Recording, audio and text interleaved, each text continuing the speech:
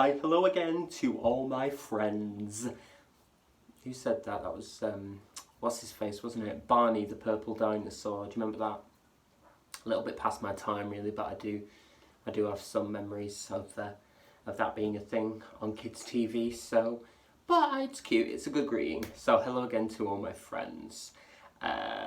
Welcome back to The Library is Open, so I hope you've brought your library cards, my darlings.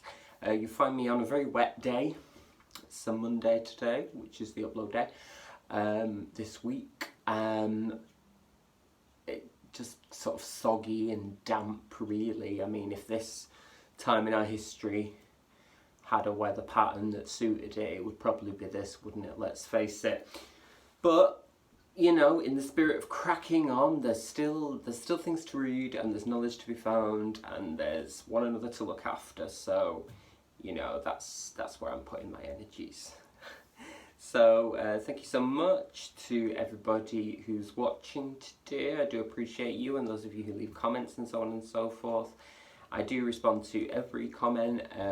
Sometimes it takes me a day or so just because I've got other things on or something, but I will always read everything you write to me and then get back to you. And I think it's a really nice way. I've had some lovely interactions over the last couple of weeks in terms of you know, callbacks to older videos, things that people have checked out that I've recommended or spoken about, and then we sort of digitally bonded, let's call it that, over our opinions. So that's just really lovely, isn't it? Especially at a time when we're being socially distant still, we can be digitally close. So I rather like that. On this week's episode, I'd like to talk about a book I read about a week and a half ago, I think it was. And that's the point. Sometimes when it comes to doing these videos, I have to give myself a little refresher course, because you know what I'm like by now. I'm quite a quick reader and so on and so forth, and I have a lot going on at one time, but I also want to do justice to the books I'm talking about, and sort of review the ones that I think are important to talk about, or that I think you'll enjoy, preferably both. This is a non-fiction one called Terraformed, Young Black Lives in the Inner City, and it's by Joy White. And I picked this up, it's published by Repeater, and I think it's fairly recent actually. It's, yes, it's 2020, so very recent. And I picked this up not only in light of the Black Lives Matter movement and its prevalence sort of in our discourse at the moment, and rightly so, but also because of my own interest in you know, words, language, so on and so forth, particularly in performative contexts. As you know, that is my job, and there's some stuff in here that I was really interested to read about, grime music and so on and so forth, and about the development of that, which I find a really fascinating genre of music, but also spoken word as well, and you know, equally as important as any other kind of poetry, spoken word, whatever. So that's sort of an explanation why I picked it up. A little précis of what this is about. So Joy White is a lecturer in applied social studies at the University of Bedfordshire, and she has written extensively on grime music before. This is a more specific sort of, I suppose we'd call it a sociological text, but not in a way whereby it's sort of consumed by so much like critical theory or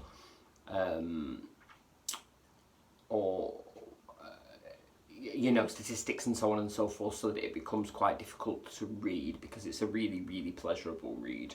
Pleasurable almost seems like the wrong word really, because it's not, the stuff that it's talking about here is not necessarily pleasurable. What I mean by that is it's easily accessible, that's a better way to put it, and really makes the most of, you know, workable everyday language to talk about these concepts that we only often hear about in political or like social science terms. So I mean, she's to be commended for that for a start. I mean, it's a great book. Spoiler. So in this book, it's kind of an ethnography, I suppose, of Forest Gate, which is a neighbourhood in Newham in East London. And what the author does is to look at, well, as it says in the title, black lives in the inner city, but in like a sort of geographical area. So that's the basis for this. And actually, she applies all the stuff that goes along with that, including things around systemic racism, race relations, so on and so forth in the country, and how they're sort of magnified and you know, what their trickle-down effect is on real people's lives in this actual location. So she looks at, for instance, you know, the interconnectedness of music, geographical location, prospects, gentrification, housing, crime, drug wars, so on and so forth, and how they're not separate subjects because they have been used to demonise communities, particularly the black community, but they're not separate subjects that don't relate to one another. They're all interlinked, which I think is really important. She talks about a theoretical framework that she calls hyperlocal demarcation. Thank you. Seamless, you see, I'm so professional. Which is the way to, I'll quote her, which is the way to analyse how the interaction between people, legislation, policy, the built environment and the sonic landscape, so music and so on and so forth, offers a glimpse into power relations that expose inequalities and create exclusionary spaces. And I think that's really important to sort of look at when we talk about when we're dismantling systemic racism. You know, the key is in the word systemic, and it's not one system. It's a series of interlinked systems that, you know, bring in, you know, policing, which bring in, you know, drugs, music. You know, what does life look like for people on a day-to-day level, both metaphorically and literally. So not only in terms of like job prospects and the culture around you, but also what do the buildings look like, and what buildings and the built environment look like say about the politics that are going on under the surface. So I think that's really, really fascinating. There is some really, really interesting stuff here about grime music. As I said, that was my sort of way in. I say way in, also interested in the movement and sociological study, as are many people who work with young people in whatever capacity. Some really good stuff about sort of, she doesn't use this term, but I call it postcode grime.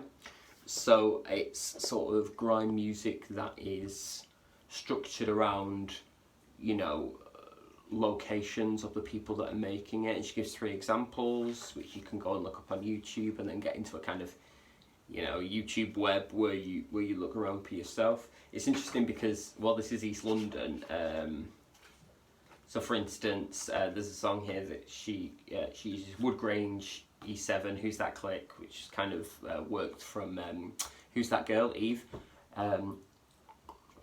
with like MCs over the top of it, sort of thing, but using that hook and footage of the everyday environment. But there's also, I mean, this seems to be a bigger phenomenon because I don't know as much as I would like to know about grime music as a genre, but my friend is quite into it and mentioned, you know, they're doing this for other locations like places in Manchester and so on and so forth. So that is really important, and it kind of ties into what Joy White's talking about here, doesn't it, in terms of, you know, that location is as important as the seemingly unconnected phenomenon that sits on top of it, in terms of those big superstructures.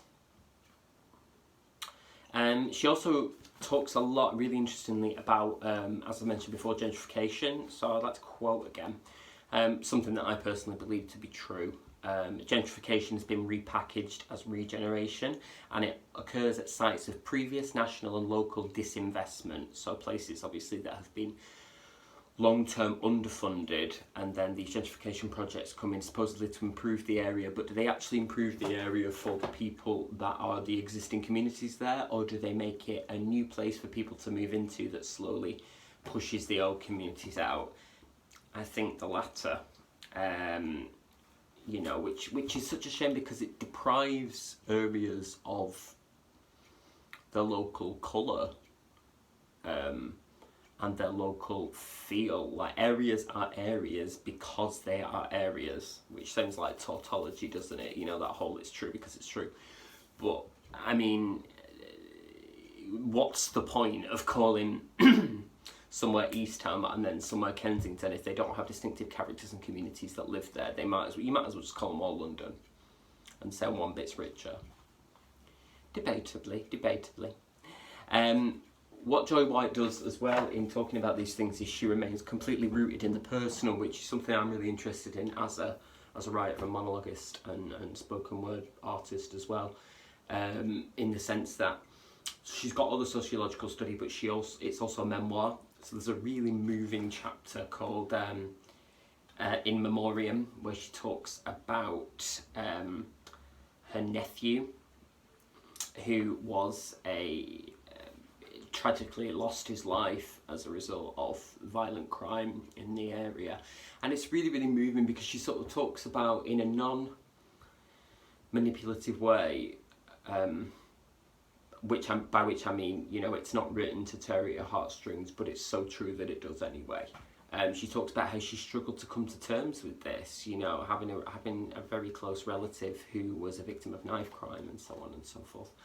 And then how she recognised not only the areas of study that she was looking at in what happened, but also how she processed it purely as a person, you know, which is, it makes the political personal, doesn't it? Because I believe the political is always personal. You know, you can't have politics without it personally affecting someone quite literally. So I think it was a really nice inclusion here, and also something that really underlines the gravitas of what she's saying in terms of, you know, this is lived experience. And, you know, people can dispute statistics and people can talk about, you know, massaging figures and, you know, PR exercises and, you know, how things are done for reasons, made to look a certain way for reasons. But, you know, I think it's really difficult to argue with lived experience. And I think we're seeing that a lot lately as well. As I say, rightly so, it's the sense that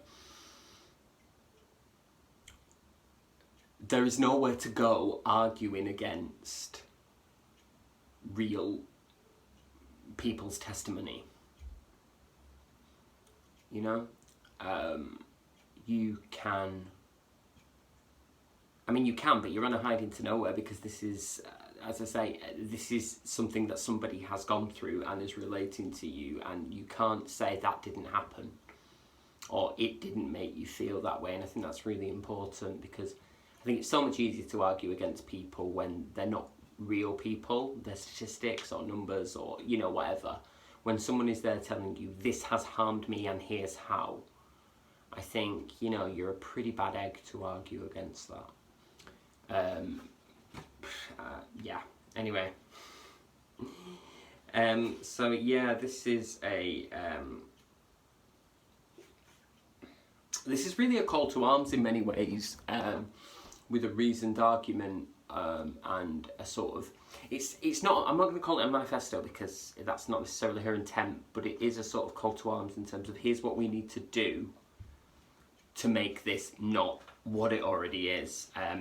You know, she says a very telling thing at the end of the book where she says, if London spent 43 million on a garden bridge across the Thames that was never built, and apparently that was a thing, me going, apparently that was a thing, which just goes to show you, doesn't it, the disconnection between different parts of the country. I was like, don't remember that, but then why would I, because it wasn't for me.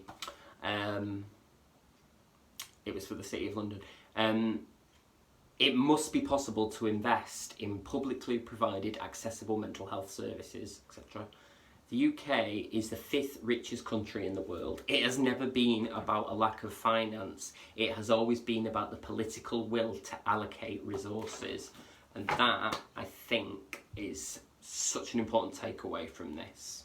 You know, governments will tell us, we don't have the money for this, we don't have the money for this. And I'm like, costs £2.5 billion, exact figures to be confirmed, to renew Trident, but you're telling us you can't eradicate food banks. And that doesn't sit right, does it? It's not that there isn't enough money. It's about where you're willing to put the money and who matters and who ought to benefit from it, and so on and so forth. she sort of finishes up. There's some really good stuff in the notes as well if you want to look for you know, further resources to research this further. I'm literally skimming the surface here in terms of what this is about, and the depth it goes into seemingly really easily. You know, there's loads of stuff I haven't mentioned yet: education opportunities, the Windrush generation, and you know, the betrayal of the Windrush generation by the Tory government, the history of the area, the literal cultural richness of the location in terms of the communities that live there. But you know, she sort of, there's a great link here from an accountancy firm called Grant Thornton, who created an index to measure the vibrancy of a particular area. There are 6 indicators, including prosperity, dynamism and opportunity, inclusion and equality, and health, well-being and happiness. And in 2018, out of 324 local areas, Newham, subject to the book, ranked 312th, which apparently is an improvement on the previous index where they ranked 2nd from the bottom. So, you know, as I say, these are wider reaching. This has wider reaching implications than just the study on this area, although that is important in and of itself.